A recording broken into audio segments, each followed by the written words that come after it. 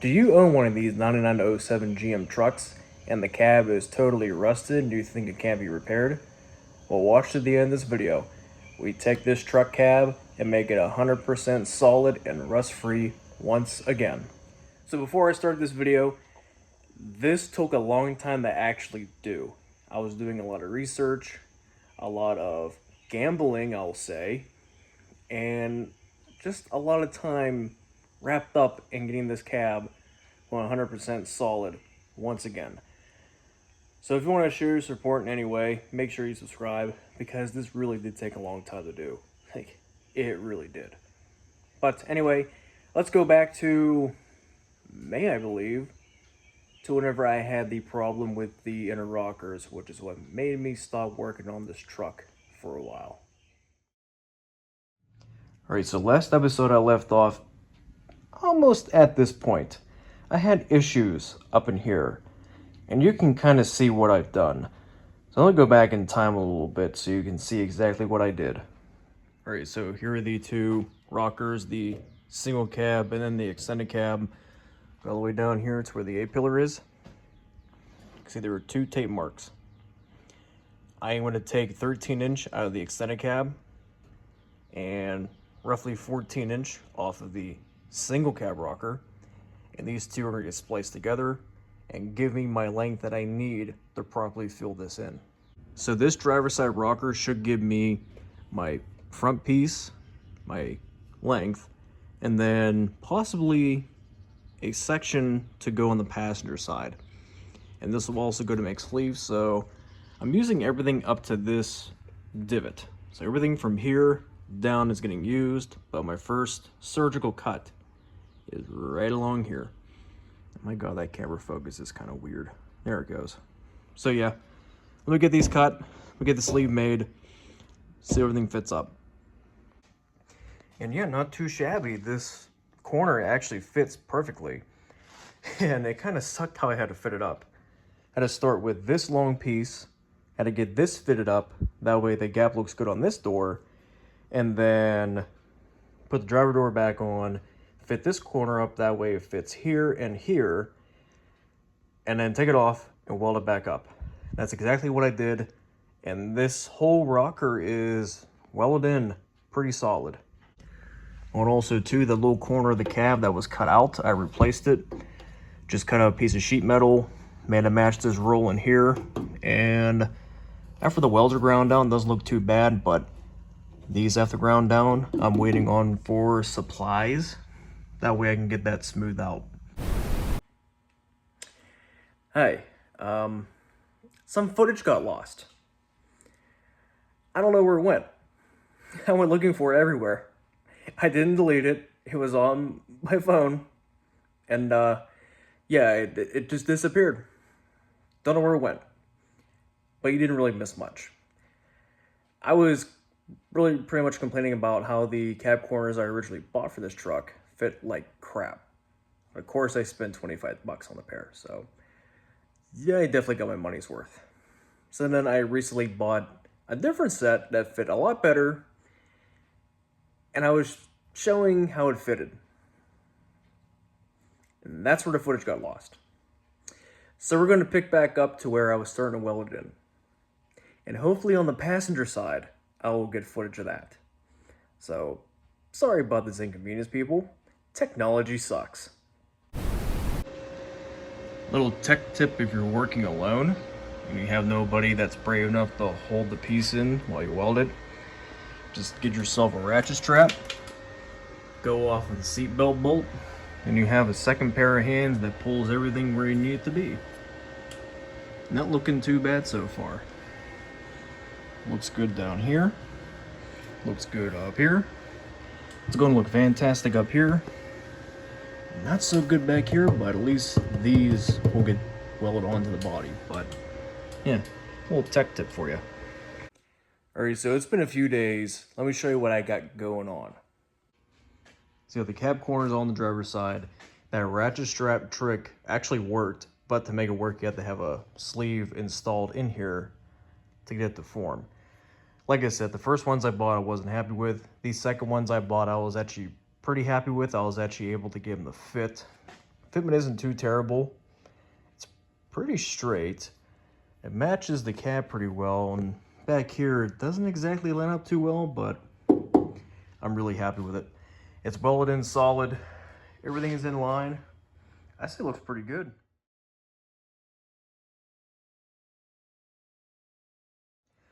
Then I turned the truck around and I started working on the passenger side.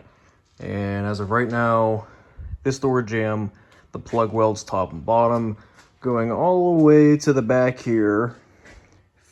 It's all welded, looks good.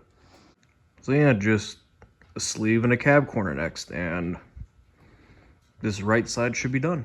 So I was so asphyxiated on getting the cab corner in, I forgot to show you guys the fitting process, but you didn't miss much. So you got 3 edges, one here, and one here. That's all you focus on the start. You make your first major cut because most cab corners come up to like here on the truck. So you just want to cut off where you have your cut piece. And you can use that piece as a sleeve, which there are plug welds, 3 on each side to hold it in place. And once that's fitted in, it'll make your life a lot easier for the alignment process. So I get this edge close, then I get this edge close, and I get the inside edge close. And I basically work it until it starts coming up more and more, because you want it to fit way down there on the rocker. And the more you bring this corner up, the more it's going to be in line with the rocker. And that is spot on. Oh yeah, also in here, whenever they stamp these corners, there's a little bit of metal that they fold up in here. I don't know exactly what it's truly for, but all I know is if you grind like way down in here and try to get a little bit of a gap in here, you can actually get this corner to suck up even more, making it look just like that. Yeah, they usually stick out a little bit. You can try to get them real close, but then this doesn't line up. If you get it out too far, and it literally sticks out like a sore thumb. So just that little bit of overhang. I've seen trucks like these from the factory this way, so not the end of the world.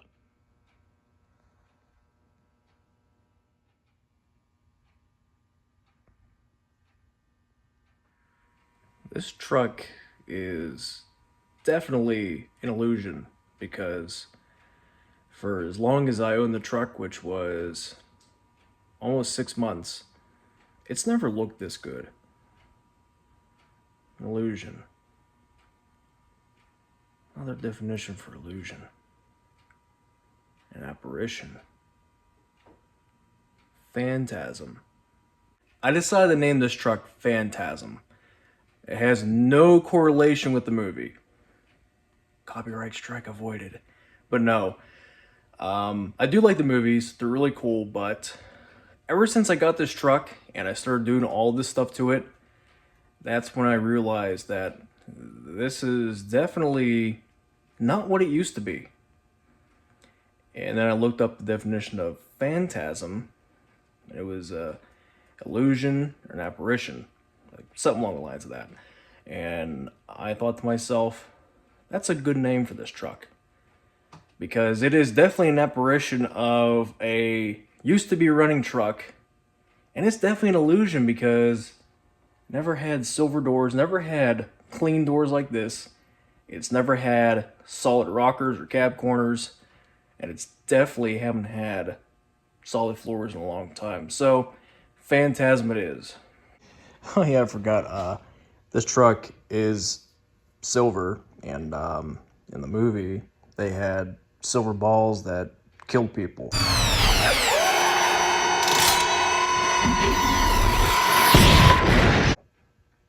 But yeah, no correlation with the movie. Good movie, good series, but no correlation. I don't recommend doing this at all, but it's working.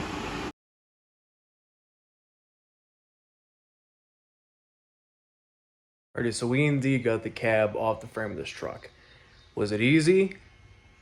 Not really. Was it hard? Not really.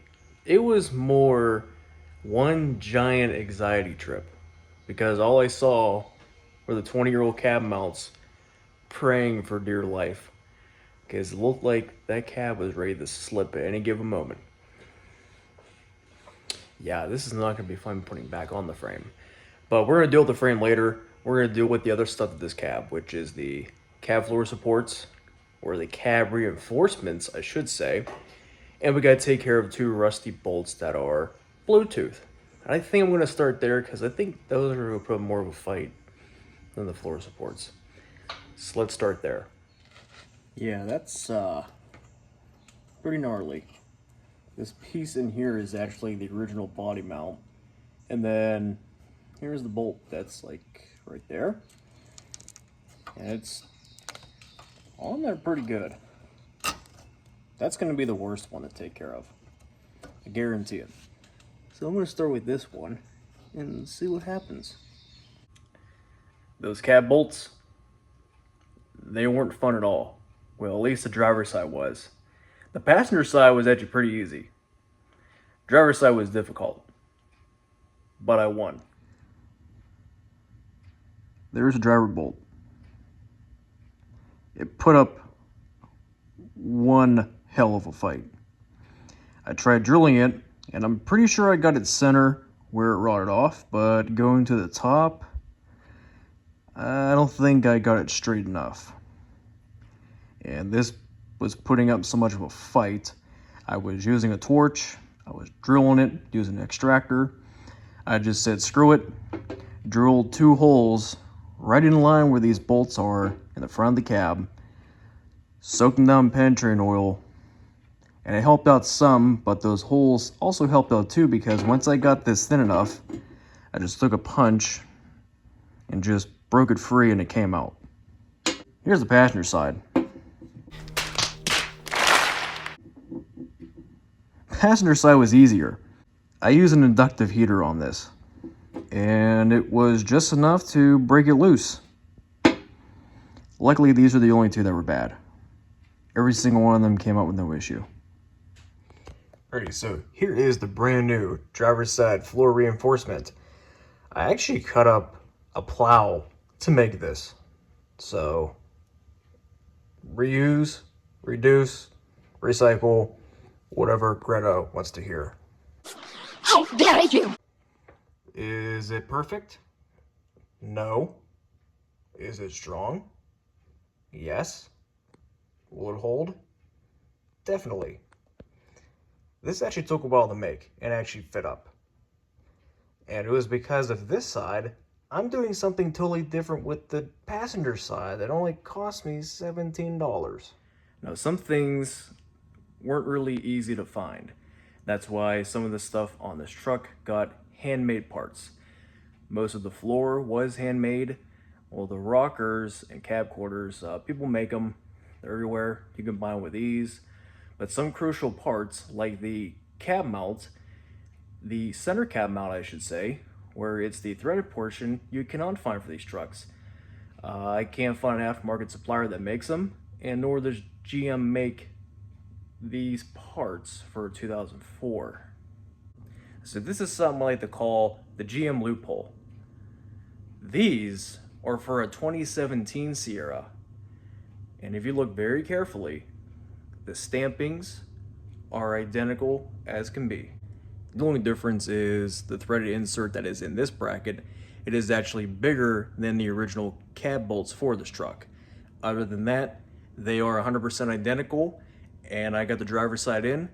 I had to make it fit a little bit because, not because this is for a different truck, because of my floor patches. I had to make them work somehow, and it's in place. Here is the old rotted driver's side floor support. And there is the new one. And of course the only other difference is this piece. It's a little bit bigger on that side, but like I said, it literally falls in place like the original did. It should line up. I checked everything, driver, the passenger side, everything lined up. It went in the same way the factory had it. except I have to do a couple tweaks because I patched this reinforcement up, and of course this is a patched up floor. Other than that, it fits how it's supposed to, it lines up how it is supposed to, so I'm not going to complain. If I have to find a bigger bolt, that's absolutely fine by me. Two pieces were $50 shipped. I forget the site I got them on. There's actually a couple GM sites you can actually go on to actually find parts for newer trucks. Of course, since I didn't have the correct VIN for the vehicle, they sent me an email saying this wasn't right, and I said, I know, I am in a pinch, I need these, and they just said, all right, it's not going to be refundable. And, well, like I said, they work. So from like $19.99 on up, the interrockers, floors, and structure is basically the same between all these trucks, except a couple changes. That cab bolt being bigger is only one change I found so far. And that's why I ordered the cab floor support, because that was $17. And honestly, for how cheap that was, I should have just bought one for the driver's side instead of making one. So you live and you learn. Alright, so about a week later, the new seat brace is what this is actually called, came in and I got it installed. And this was by far the most easiest panel I put on the truck. Drilled out the old spot welds from this side and over here, got everything tack welded in. Also transplanted the seat studs, they're sitting where they need to be. And this was basically the last thing that was needed before the cab floor got cleaned up for paint. So you can see where it was clean, where it was dirty. I have to get like all the oil and dirt and grease off of the entire floor. I started up there and I worked my way back, and you can see how caked this support is. It's nasty. And I got this section cleaned up and right along this ridge over cleaned up.